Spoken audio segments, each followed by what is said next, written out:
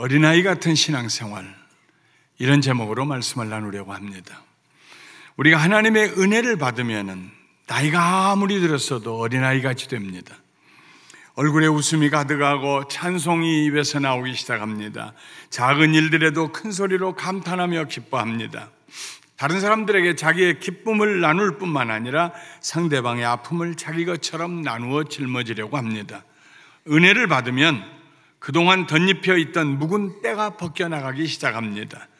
그리고 어린아이의 살처럼 순수하고 부드러워지게 됩니다. 은혜 가운데 사는 사람은 아주 작은 죄도 그냥 넘어갈 수가 없습니다. 회개하지 않고는 견딜 수가 없게 됩니다. 마태복음에 보면 예수님께서 제자들에게 너희가 어린아이같이 되지 아니하면 천국에 들어가지 못한다고 2번이나 강조하고 있습니다. 예수님은 하나님 나라를 이 세상에 세우시기 위해서 오신 하나님의 아들이십니다. 하나님의 은혜가 임할 때 하나님의 나라고 천국이 우리의 삶에 임하게 됩니다. 그러므로 우리는 이 말씀에서 천국을 은혜로 바꾸어서 읽을 수도 있습니다. 그렇게 읽으면 너희가 어린아이같이 되어야 하나님의 은혜로 들어갈 수 있다 하는 말씀입니다. 바울 사도는 고린도 교회 성도들에게 간절히 권했습니다. 우리가 하나님과 함께 일하는 자로서 너희를 권하노니 하나님의 은혜를 헛되이 받지 말라. 이르시되 내가 은혜 베풀 때 너희에게 듣고 구원의 날에 너희를 도왔다 하셨으니 보라 지금은 은혜 받을 만한 때요 보라 지금은 구원의 날이로다 하고 말했습니다.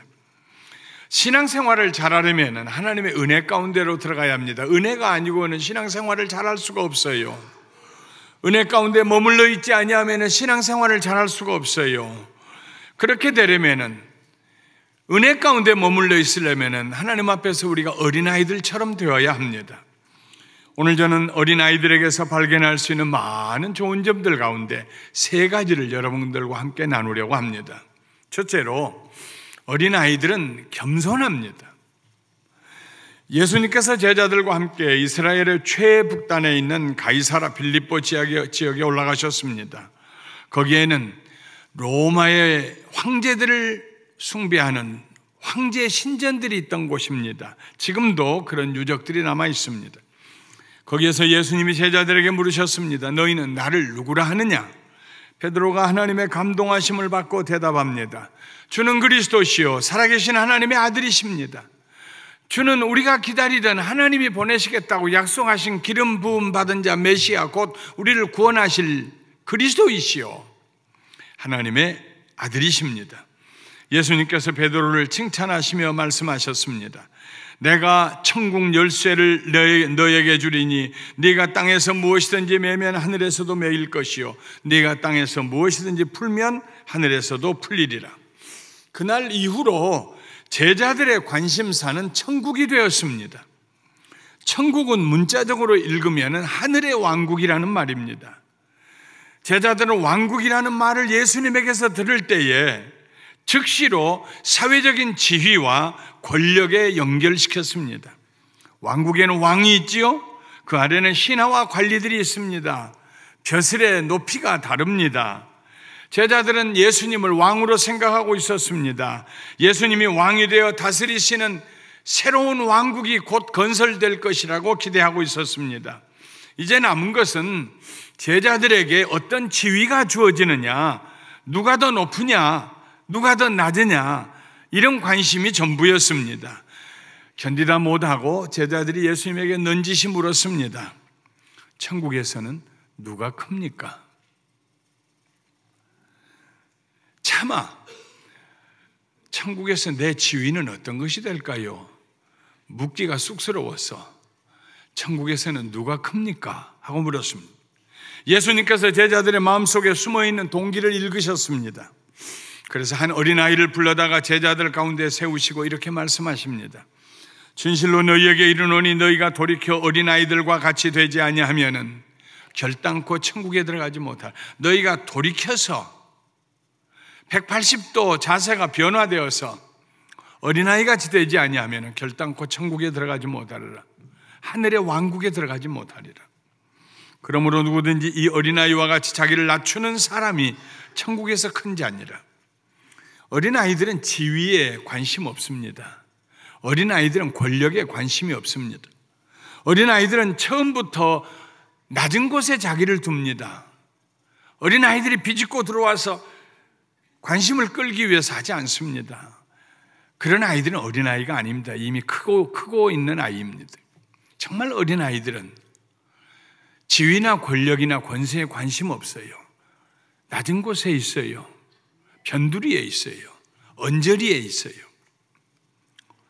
아이들은 자리에 높고 낮음에 관심이 없습니다.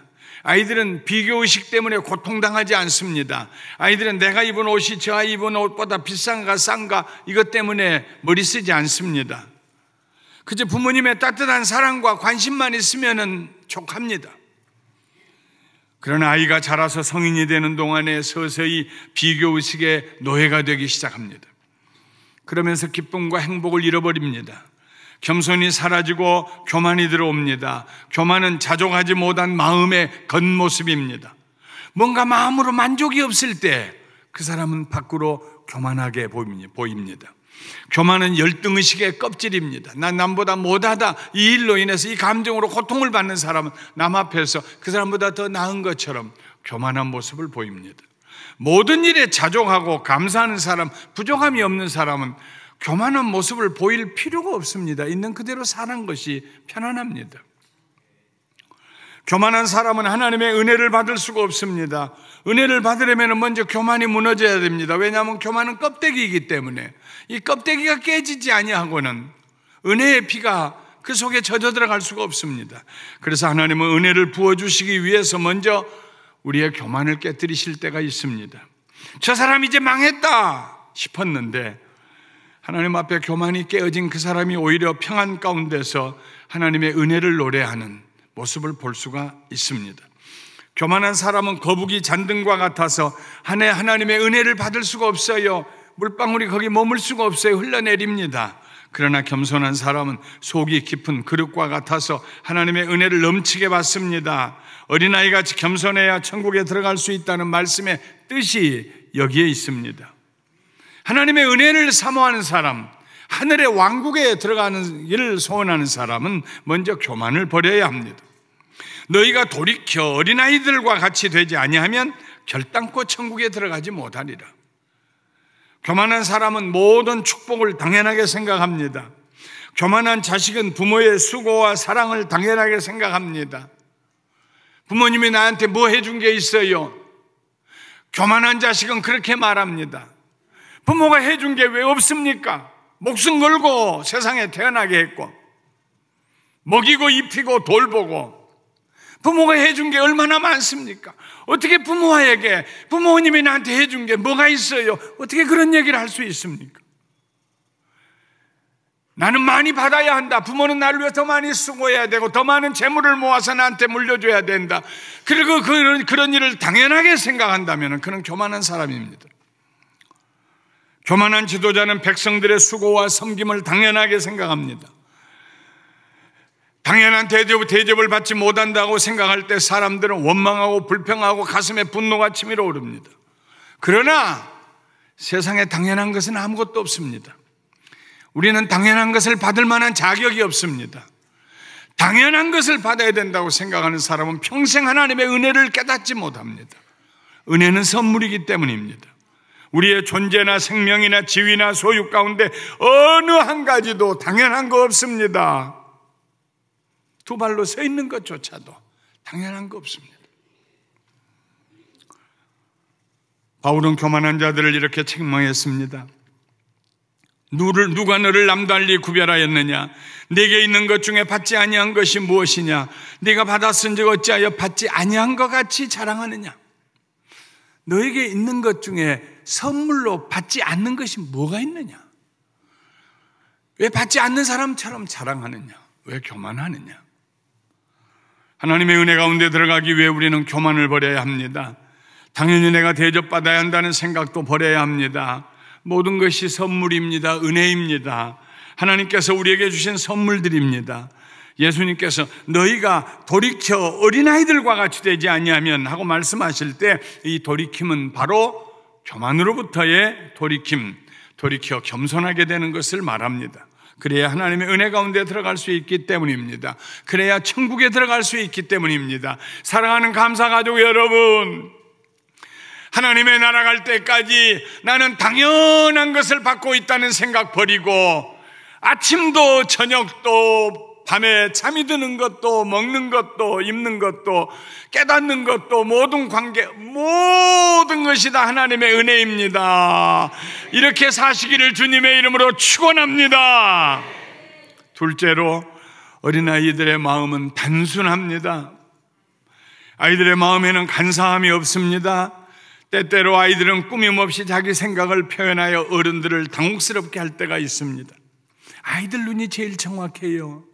언니는 언니고 아줌마는 아줌마고 할머니는 할머니예요. 제가 나한테 할머니라고 그러네. 할머니니까 할머니라고 부르죠. 그 아이들에게 누가 가르쳤습니까? 얼마나 눈이 맑으면은 언니하고 아줌마하고 할머니를 분간할 수 있습니까? 나이 먹은 나도 잘 못 분간하는데.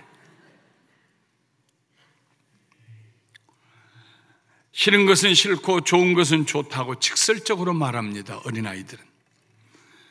아이들의 말 속에 숨어있는 의도를 찾아내기 위해서 우리가 고민할 필요가 없습니다. 어린아이들의 마음은 바르고 곧습니다. 그러나 어른이 되면서 마음이 구부러지기 시작합니다. 열 길 물속은 알아도 한 길 사람 속은 알 수 없다는 말은 진리입니다.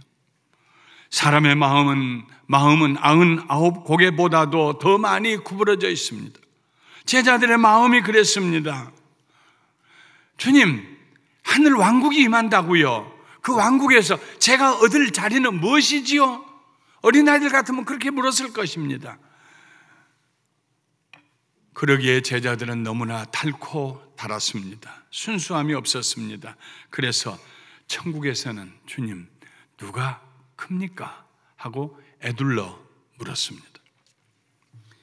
마태복음 19장에 보면 18장에서도 어린아이 같지 않으면 천국에 들어가지 못한다고 그랬는데 19장에서도 같은 말씀이 나옵니다. 다시 한번 천국과 아이들을 연관지어 말씀하시는 장면이 나옵니다. 하루는 사람들이 예수님의 안수기도를 받게 하려고 자기 아이들을 데리고 왔어요. 아이들에게 기도하는 건 축복이에요. 매년 연초가 되면 저는 아이들을 위해 기도합니다. 8월이 되면은 학기를 시작하기 전에 아이들을 안수하며 기도합니다.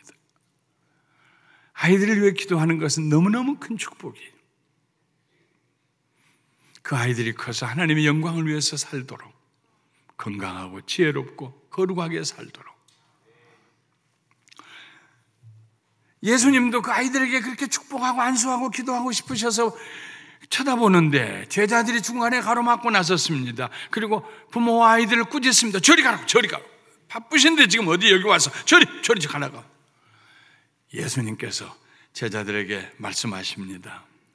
어린아이들을 용납하고 내게 오는 것을 금하지 말라. 천국이 이런 사람의 것이니라.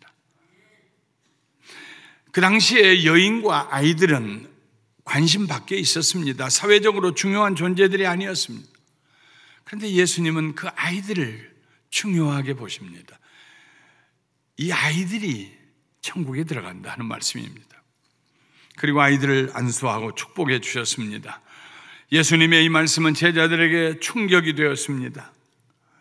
마태복음 19장에는 이 아이들이 천국에 들어간다는 이 말씀을 중심으로 앞에 이야기가 하나가 있고 뒤에 이야기가 하나가 있습니다. 앞에 있는 이야기는 이혼에 대한 이야기입니다. 뒤에 있는 이야기는 부자 관원에 대한 이야기입니다. 먼저 이혼 문제를 가지고 바리새인들이 예수님을 시험하는 장면이 19장에 기록됩니다. 사람이 어떤 이유가 있으면 그 아내를 버리는 것이 옳습니까? 선생님, 이유만 제대로 하나 가진다면, 이유만 발견한다면 아내 버려도 괜찮지요? 예수님께서 대답하셨습니다. 사람을 지으신 이가 본래 그들을 남자와 여자로 지으시고 말씀하시기를 그러므로 사람이 그 부모를 떠나서 아내에게 합하여 그 둘이 한 몸이 될지니라 하신 것을 읽지 못하였느냐. 그런즉 이제 둘이 아니요 한 몸이니 그러므로 하나님이 짝지어 주신 것을 사람이 나누지 못할지니라. 예수님의 말씀을 듣고 바리새인들이 반발했습니다. 그러면 어찌하여 모세는 이혼 증서를 주어서 버리라 명하셨습니까? 사람이요, 말이 아짜 다르고 어짜 다릅니다. 모세는 왜 이혼 증서 하나 써주고 버려버리라 이렇게 말했어요? 모세 그렇게 얘기 안 했거든요. 자기들이 그렇게 생각했죠. 모세는 아내가 다른 남자와 불륜의 관계를 맺었다는 증거가 확실할 때 그때는 버려도 된다, 이혼해도 된다, 그렇게 얘기했습니다. 그럼에도 불구하고 용서하고 살면 은혜이지요. 그런데 바리새인들은 모세의 율법을 자의적으로 해석했습니다. 아내가 남편을 기쁘게 해주지 못하면 언제나 이혼할 사유가 된다고 생각했습니다. 아내가 남편을 기쁘게 해주지 못하는 이유는 얼마든지 찾아낼 수 있습니다. 아침에 일찍 안 일어나고 늦잠 자고 아침 안 해준다, 이혼할 이유가 됩니다. 얼굴에 주름이 점점 많아진다, 이혼할 이유가 됩니다. 음식을 만드는데 도저히 먹을 수가 없다, 맛없어서 이혼할 이유가 됩니다. 수도 없이 많아요. 이유는 얼마나 자기중심적입니까? 얼마나 아내를 자기를 시종드는 여종으로 생각하고 있습니까? 바리새인들은 위선자들이었습니다. 자기중심적으로 선과 악을 구별하려고 했습니다. 그들의 양심은 구부러졌고 변질되었습니다. 두 번째 이야기는 어린아이 같지 않으면 천국에 들어갈 수 없다고 하신 그 중간에 있는 그 구절의 다음에 나오는 이야기는 젊은 관원의 이야기입니다. 세상에서 잘 나가는 이 젊고 부유한 관리는 영원한 세상에서도 잘 살고 싶었습니다. 그래서 어렸을 때부터 모든 율법과 계명을 지켰습니다. 완벽하게 지켰습니다. 그런데도 어딘가 꺼림칙했어요. 그래서 확실하게 영생을 얻기 위해서 율법 지키는 것 외에 무엇을 더 해야 하는지 알기 위해 예수님을 찾아왔습니다. 내가 무엇을 하여 영생을 얻으리까? 예수님께서 그에게 대답하셨습니다. 네가 온전하고자 할진대 가서 네 소유를 팔아 가난한 자들에게 주라. 그리하면 하늘에서 보화가 내게 있으리라. 그리고 와서 나를 따르라. 예수님께서 이 부자 청년 관원에게 특별한 초청장을 주셨습니다. 그의 소유나 지위보다 더 큰 초청장을 주셨습니다. 천국에 들어갈 수 있는, 예수님의 제자가 될 수 있는, 길이길이 역사에 그 이름이 남을 수 있는 초청장을 주셨습니다. 그런데 이 관원은 생각이 많았어요. 이해 득실을 계산해 보았습니다. 머리가 복잡해졌습니다. 그래서 예수님의 초청을 외면하고 돌아서 갔습니다. 근심하며 갔습니다. 그 시간부터 이 젊은 부자 청년 관원은 근심하며 살았을 것입니다. 신앙생활을 하려면 단순해야 합니다. 어린아이처럼 단순해야 합니다. 하나님을 사랑하는 사람은 그 마음이 순전하고 온전해야 됩니다. 자기중심적인 사람은 순종하는 신앙생활을 할 수가 없습니다. 이해득실을 따지는 사람은 하나님의 말씀에 복종하기가 어렵습니다. 어린아이는 욕심으로부터 자유합니다. 작은 것들로 만족합니다. 마태는 그의 복음서에서 의도적으로 온전하지 못한 두 종류의 사람들 사이에다가 어린아이같이 되라고 말씀을 삽입을 했습니다. 자기중심적으로 살고 모두가 다 자기를 위해야 하고 아내도 자기를 위해야 하고 마음에 안 들면 얼마든지 버릴 수 있고 어린아이들 보아라. 무슨 욕심이 있느냐? 무슨 편견이 있느냐? 그 아이들에게 욕심이 들어가기 시작하면 그건 아이가 아닙니다. 많은 것을 소유하고 내가 이걸 어떻게 버릴 수 있다는 말인가? 저울질하면서 진리를 따라가지 못하는 그 사람 얘기 앞에 어린아이를 보아라. 어린아이는 저울질하지 않는다. 단순하다. 마태는 그의 교회의 성도들이 어린아이처럼 단순하기를 원했습니다. 그것은 예수님의 소원이기도 합니다. 그것은 저의 소원이기도 합니다. 우리 감사가족 모두가 앞으로 어린아이같이 단순한 신앙생활 하시기를 주님의 이름으로 축원합니다. 너무 복잡하게 계산하지 마세요.